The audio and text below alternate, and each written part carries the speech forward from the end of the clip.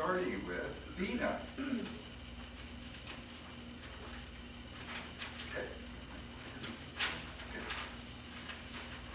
I had a little thing here that Veena, but Veena added a whole bunch of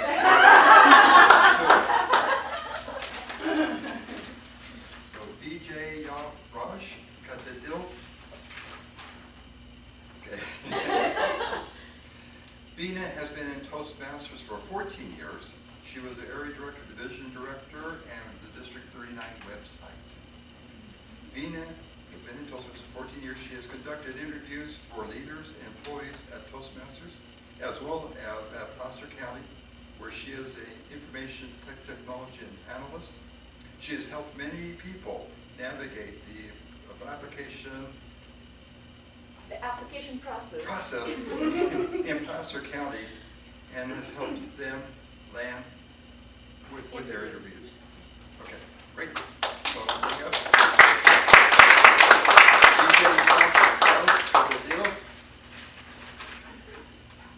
Well, I'm saying this. How to polish your resume.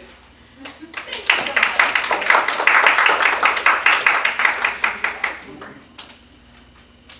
Welcome. I'm so glad you showed up today. For those of you who have something of a resume that looks like this, if I'm in your way, let me know, because I want to make sure it is. If your resume is anything like this, which is real old, beat up, or if you don't have a car, period, which is a resume, I'm here to help you figure out how you can actually write a resume that will hopefully land you a job. What we walk away at the end of today will be something that you can take back with you at the end of the day and actually start creating your resume, or if you have a resume, you'll make it hopefully look a lot better.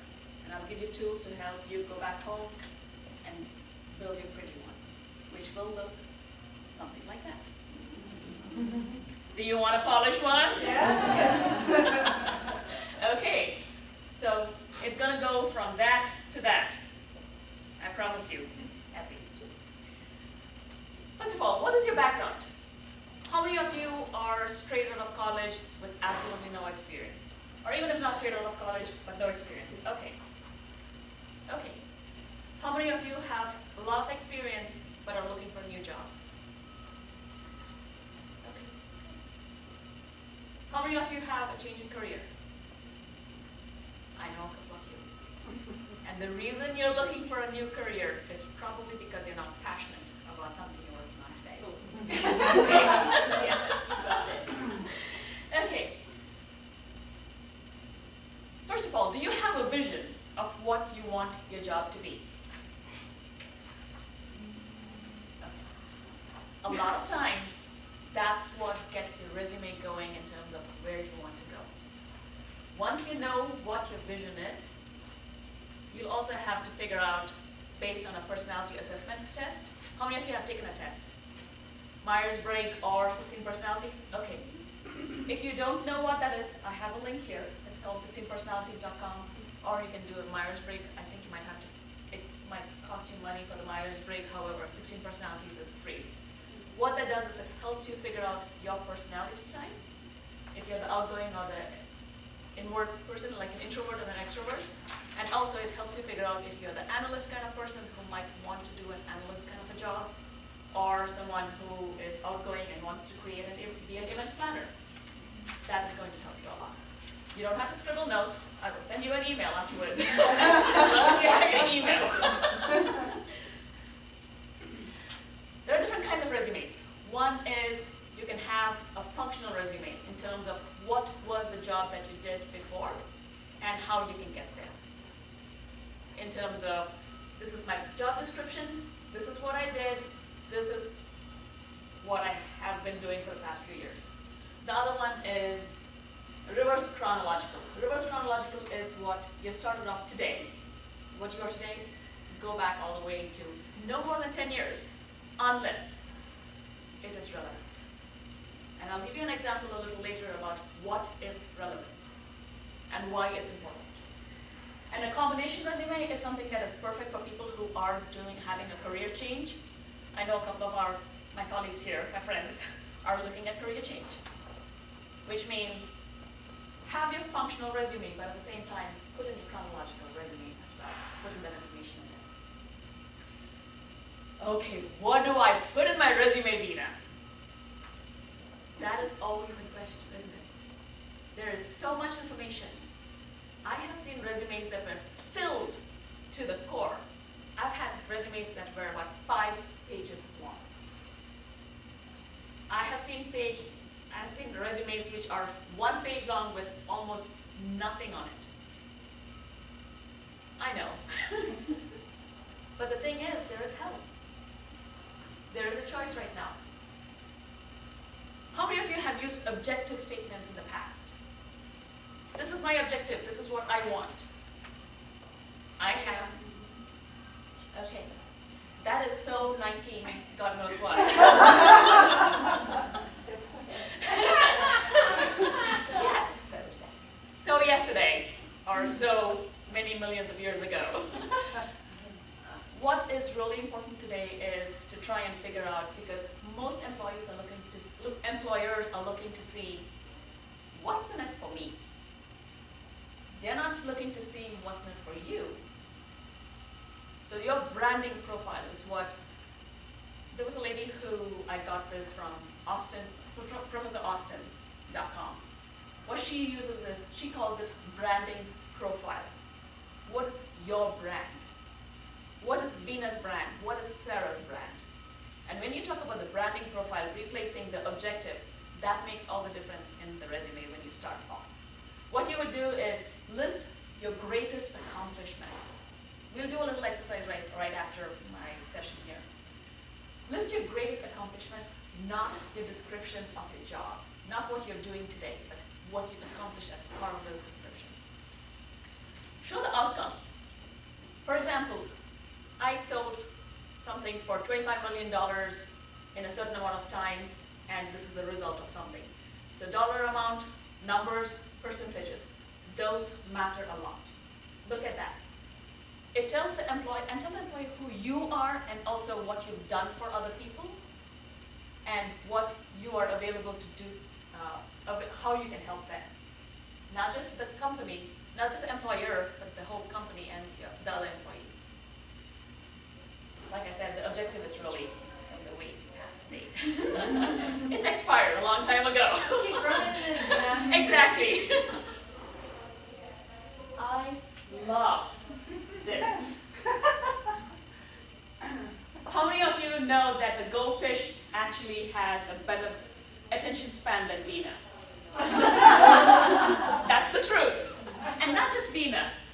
It truly is, it's true for pretty much any recruiter who's looking at resumes.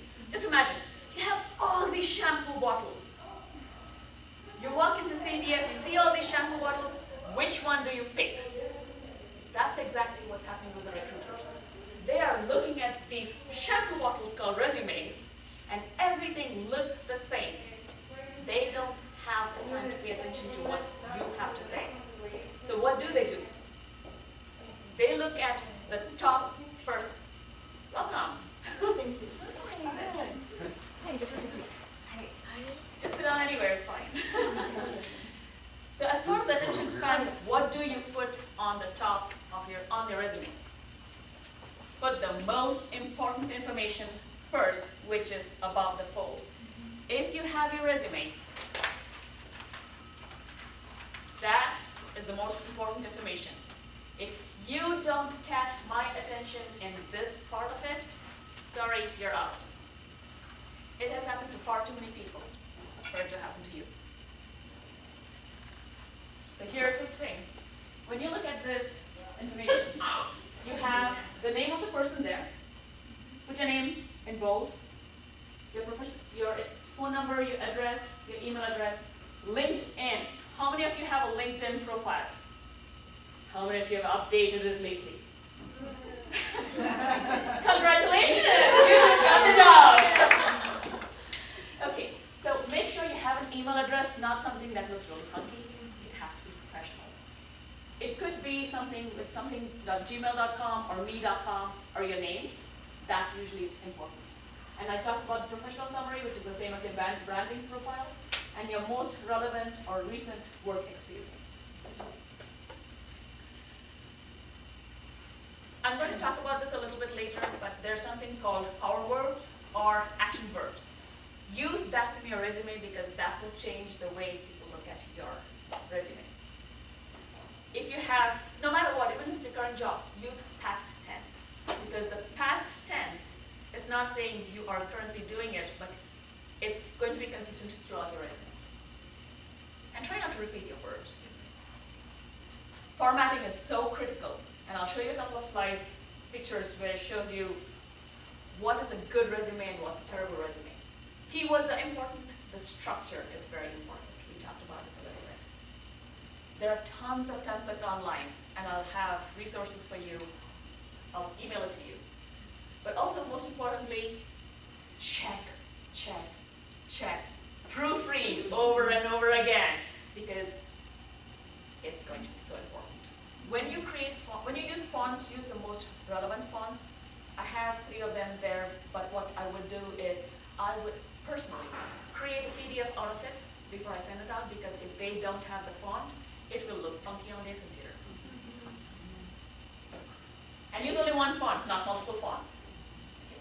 Don't forget to use your voluntary work, because what happened was I was supposed to apply for a job as an employee for Classic County for a manager position, for a supervisor position. I didn't get the call for a job. However, what I ended up doing was I went and spoke with the people at personnel, and they said, "Oh, you have this volunteer organization information. Put that in there. That counts." I was the division director at Toastmasters, which is a leadership position. I put my information in there. I got called for a manager position. That's a big difference. I'm going to use profile. Oh, tailor your resume. The most critical thing is tailoring your resume, because at the end of the day, if you send out a specific resume to everybody, what's the point? Here's a good resume, what's the bad resume? You can't really see very clearly, but here's everything centered and terrible. I would not hire this person. How about this one? Better. But you have the reds, you have the blues, you have the blacks, you have a bunch of different fonts and colors. How about this font? Yeah. Oh, it's pretty, come on. Unless you're having a coffee. How about that one? No? Superman versus Batman, why not? But here's the thing.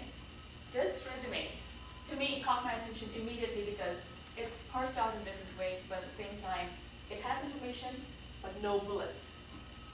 Also, notice one thing. I think I skipped. I probably did. Oh, this is a good one. This one, oops. Typo. It says project. It looks pretty, but they catch that. I'm telling you, management, this is what they look for. Simple things. Everything looks great. Oh, I'm going to hire her. Oh, wait, no, I can't. These are the professional resources, but I'll talk about those in a bit. I'll send them to you. You can go online, create your own resume. It's about 4 to 6 lines, no more than that. You don't have to write that right now. Oh, that's me, don't worry about it. What you want to do is think about 3 strengths you have, and think of the 3 great, yes, honey. So the 3 strengths, your 3 greatest accomplishments, not your job descriptions, 3 things you're good at, and 3 things you're passionate about. Any one of these, just pick any one of them.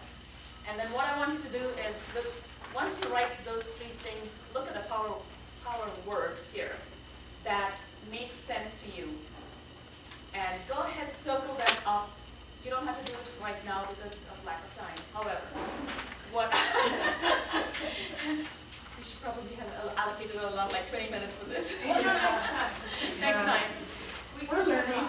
Yes, a full seminar, 1 hour seminar. Yes. What we can do is use your power words, circle them, and also on the top of it, it says, if you are someone that's interested in planning, what you can do is say, coordinate a weekly schedule for 8 employees. But at the same time, as part of the organizing, you have all these power verbs that you can use to help your resume be better.